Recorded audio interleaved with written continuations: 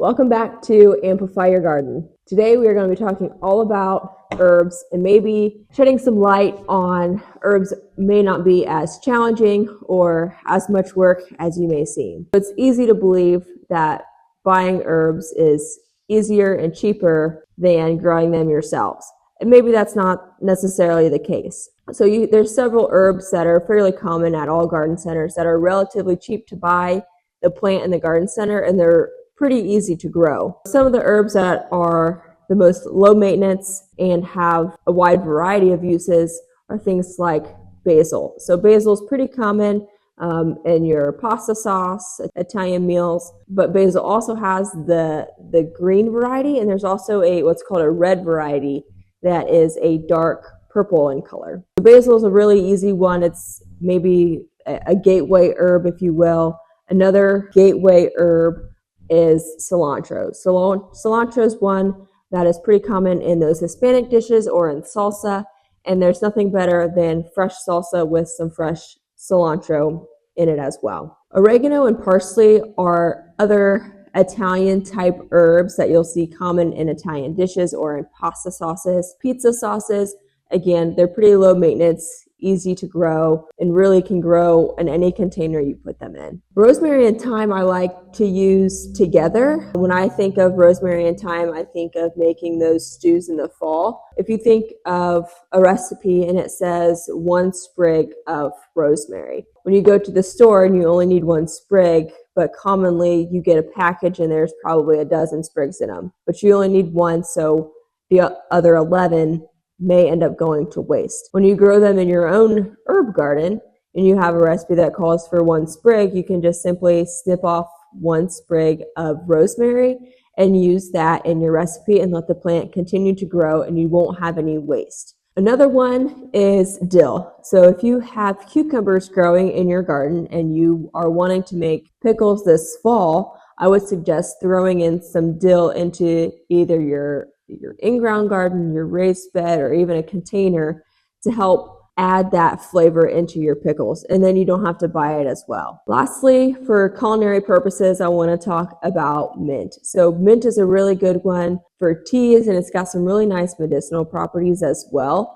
But again, it's pretty easy to grow. You can cut it and it'll regrow. Mint's a good one. Another one I want to touch on is lavender. So lavender has some great medicinal properties. It smells amazing. Here in zone 6, lavender is a perennial. So we can plant that lavender bush in our landscaping and it'll spread. So I like it. I have lavender in my landscaping and I like that it spreads. It attracts honeybees, which is great, but it repels some of those other pests like wasps and ants that stay away from my house. A couple others that I wanted to touch on are lemon verbena, and that one smells amazing. That's a sweet lemon smell. It has great medicinal properties, and it's also great for teas, and maybe a combination of the two. So you could steep the lemon verbena leaves in hot water and add some honey to your tea, and that'll help clear up or help soothe a sore throat that maybe you're experiencing. Another medicinal herb that is fantastic is chamomile. Chamomile is great for reducing stress, relaxing you. So instead of taking melatonin, maybe give chamomile a try, a more natural way of helping you get to sleep and stay asleep. Herbs are pretty diverse in their uses, but also diverse in where and how they grow and how long they can grow. You can really plant herbs anywhere you please as long as the soil and the environmental conditions are correct and is what they like. You can plant herbs in an in-ground garden, you can plant them in a raised bed, or you can plant them in containers and keep them on your porch or your patio or even on your windowsill if it's sunny and warm enough. And if they're in the windowsill inside, you can get a much longer growing season, if not all year round, from your herbs. Herbs are great and they inside, but then if you're planting them outside, you really need to wait till after that last frost, and then that first frost will kill them off. I mentioned that you can really plant them anywhere, and they're for the most part pretty low maintenance. But the one thing I did want to point out is while a lot of herbs are cut and come again, you want to make sure that you're cutting them at the correct frequency. So you're not cutting them too often that plant doesn't have time to regrow. but you also want to cut them often enough so that plant doesn't bolt. In the terms of basil, basil will actually shoot up a flower, and that's when that flower comes up, we call that bolting.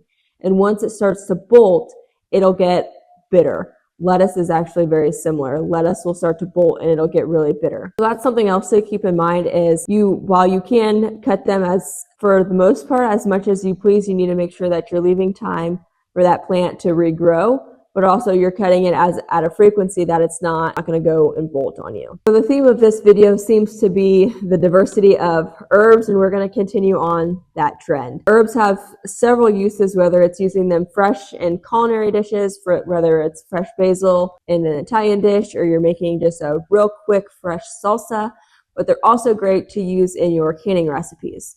So if you're canning spaghetti or pizza sauce, that basil and oregano and parsley might really come in handy in the fall when you're canning those dishes. They also can be used to dry. So if it's getting close to that frost and that first frost is going to come and you want to still enjoy your herbs, you can cut all those herbs down and take all those foliage, all the greenery, and dry it down and then store it in an airtight container to be able to use those herbs all year round. The beauty of drying herbs and doing things that way is you can make your own herb or spice blends. Think of Italian seasoning is basically oregano, some parsley, and some basil, and then some other things mixed in there as well. If you find yourself continuously pairing, say, rosemary and thyme together, you can make your own blend to save yourself a step when you're getting ready to make that meal. We've touched on it earlier, but herbs can also be used to make some teas. So mint is a good one to use in teas. The lemon verbena is a good one to use in teas.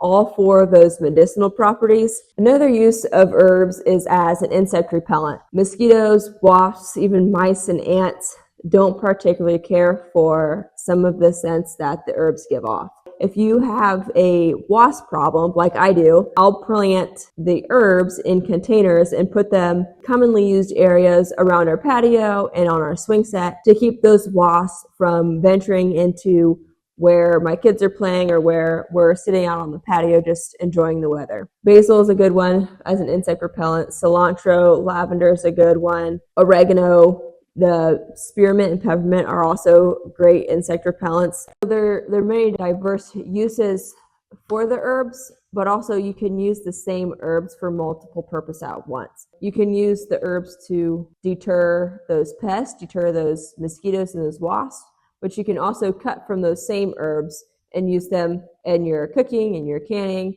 in your teas, things of that nature. Throughout this garden process, we want to make sure that we are helping you make your garden work for you. We talked earlier about planning out your garden and really thinking about what you want in your garden based on what you're going to use. Take those notes and then you can add the herbs on top of that. What herbs do you want to put in your garden to complement the crops that you already have growing? For me, I have basil, parsley, and oregano growing to repel some of those insect pests, but I also have them growing to complement the tomatoes I have growing in my in-ground garden that will be turned into pasta sauce and pizza sauce this fall. We hope this encourages you to take the chance with maybe some herbs, and it also eliminated maybe some of the misconceptions that you had on growing herbs in your garden. Thanks for tuning in, and we will catch you next time.